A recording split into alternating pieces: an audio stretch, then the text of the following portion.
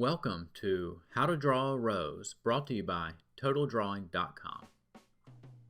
Today we'll draw a rose using dark, medium, and light green, blue, violet, yellow, pink, red-orange, red, and then a dark brownish red.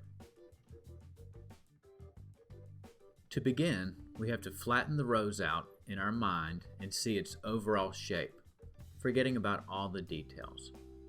I like to imagine the shape made out of straight lines. I'll go ahead and draw the shape that I observed, not thinking about it as a rose, but just as an irregular outline. Then I'll look for a few specific contours on top of and around the outline. I'm still drawing with mostly straight lines. Alright, I like to start the petals with the petal that's closest to me, the one that is not overlapped by another petal. There's usually one. And study its shape, not thinking about it as a rose petal, just a shape. Once that petal's in place, I'll use it as a guide to start the petals that tuck up underneath and behind it. Where these other petals around the first pop out from behind it.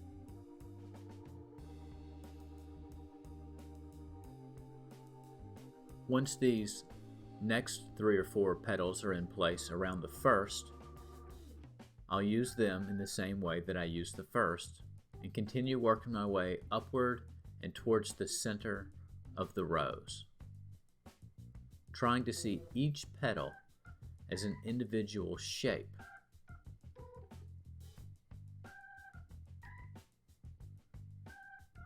Now we want to draw this rose as accurately as possible, but it's worth noting that the rose is not a face, it's not a portrait. Every rose is different, and we are not as quick to discern the difference between roses as we do faces. So if there's a little discrepancy in the proportion of your rose, it won't make us so much a difference as if there was a discrepancy in the proportion of a portrait. A small difference in a portrait looks like a whole different person. A small difference in the width or height of one of these rose petals will not cause our drawing to not look like a rose. So I hope that takes a little bit of pressure off as you work your way from one petal to the next, inward to the center of our rose.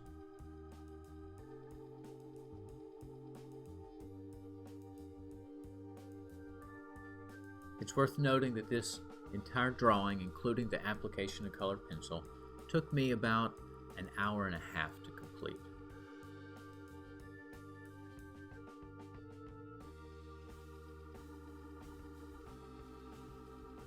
Alright, we're almost done with the rose petals.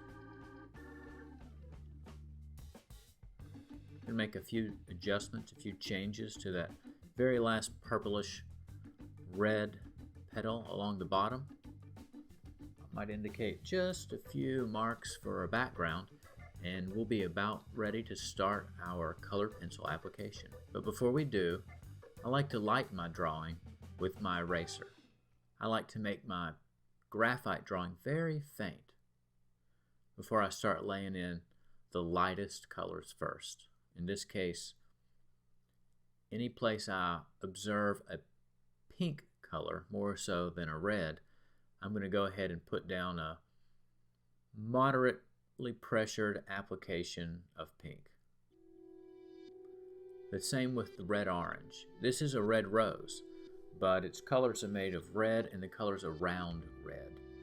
And in some places in these petals, I see a warmer tone, a warmer hue, red-orange. So I'm going to bounce back and forth for a while between my red-orange and my pink. Then look for any cooler or darker tones in my rose. I've got a brownish red pencil and a blue pencil. And I'll use those two in combination, maybe with a little bit of the violet or purple, and start looking for my darkest areas. My plan is to use all the colors besides red first, where the rose is lightest and darkest, and then to use the red pencil around, between, and on top of these other colors to bring the rose together.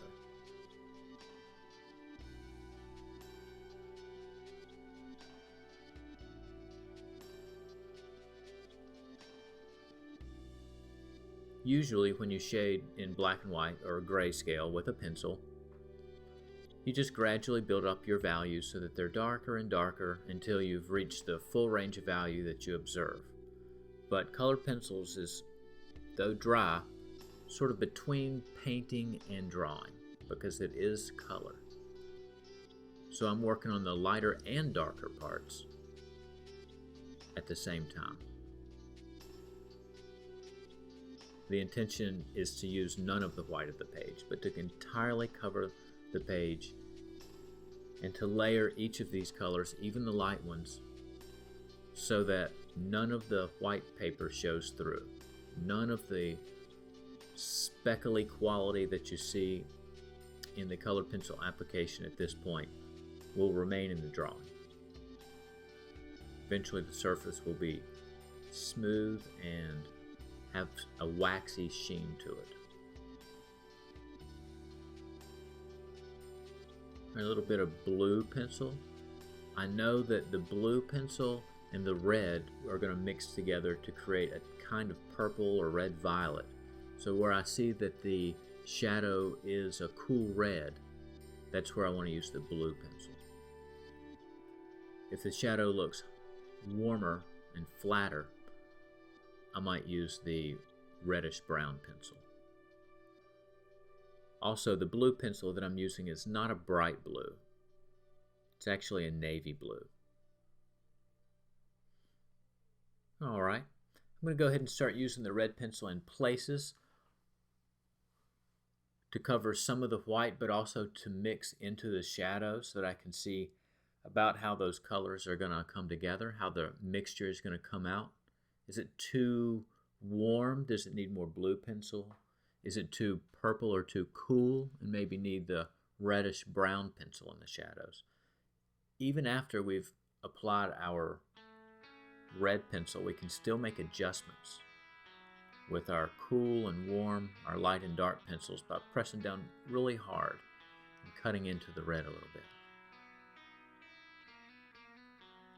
I just want to throw a little bit of green on my page. I have selected an image that will create a strong complementary relationship between the foreground and background, and I want a little bit of green there to see how this red is going to look with and up against the green. The green is going to make the red look a little bit brighter, a little more intense. So having just a little bit of my page early will help me observe that relationship and gauge how it's going to end up looking in the end of our drawing.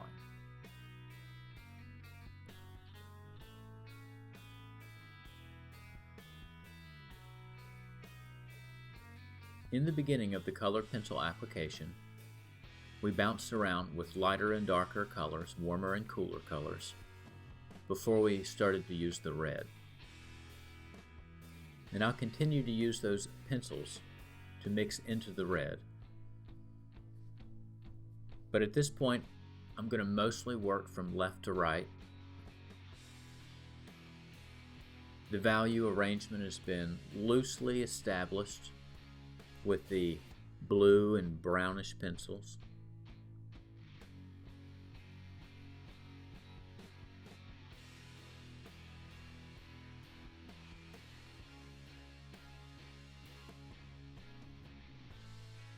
Now this petal down at the bottom is very dark and very cool in terms of temperature, much cooler than the petals above it.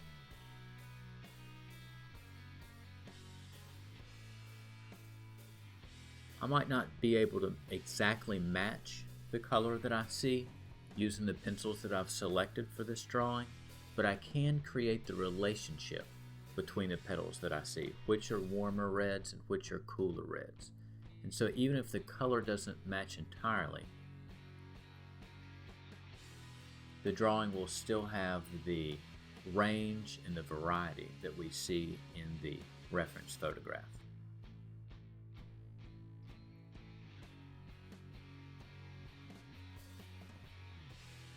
As you can see in the background, I've already layered several of the green pencils and maybe a little bit of the blue pencil and yellow as well to build up a solid, dense surface, almost entirely covering the white of the page.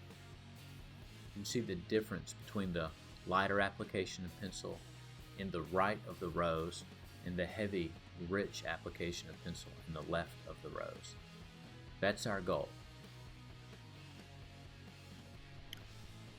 Okay, there are plenty of small shadows that I missed in my first application of darker pencil. Small details, or maybe areas where I saw that there was a darker color, but I just didn't put enough of the blue or the reddish brown pencil down early. So remember, you can always go back to that blue pencil, you can always go back to that pink pencil, and add more of those lighter and darker colors in as you work your way across the rose from petal to petal, locking in those lighter and darker colors with the layer of red that goes over top of them.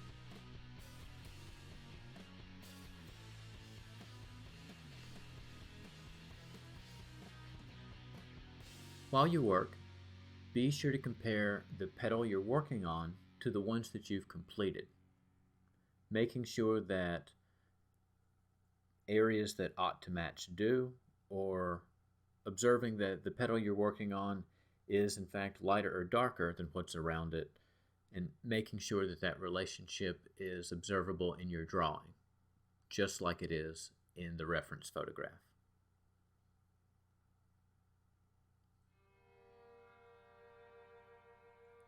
Like I said earlier, the photograph is just a guide. Your proportions from petal to petal may be slightly different, but you don't want the shading or the value relationships to be different. That's going to affect how the viewer sees your flower and understands where the light source is coming from.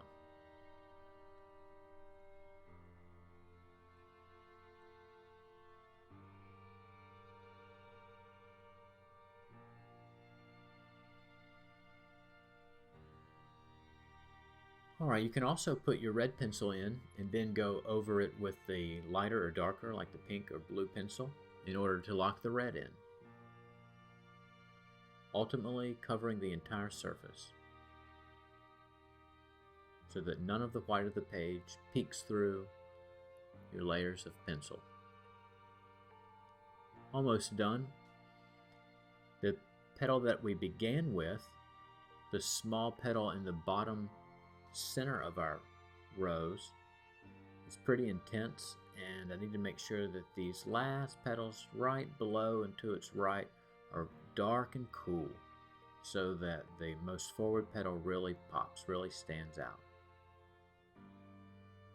It's got some highlights on it, that small petal that we began with, that you can't see right now, but I'll discover those or rediscover those with my eraser near the end of this drawing. Let's see how some green looks against the right side of our rose. I'm going to use the white pencil to really tone down the intensity and cool down the color of some of those greens. Just like my rose has variety in terms of temperature, warmer and cooler petals, I want my background also to have a variety of value and temperature.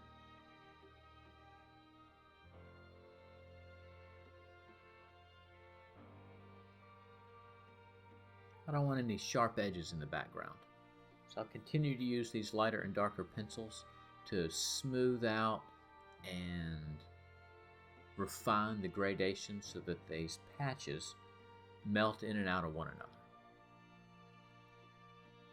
The soft edge shapes of green in the background will help the red flower look sharper, more crisp, more forward in the drawing. Almost done. Let's go ahead and use that eraser to dig out a few highlights.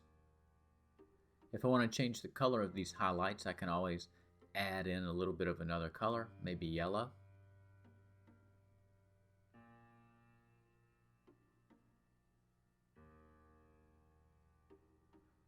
Just a few refinements, a few finishing touches. Maybe glaze over a couple of petals with a darker pencil to pull them together.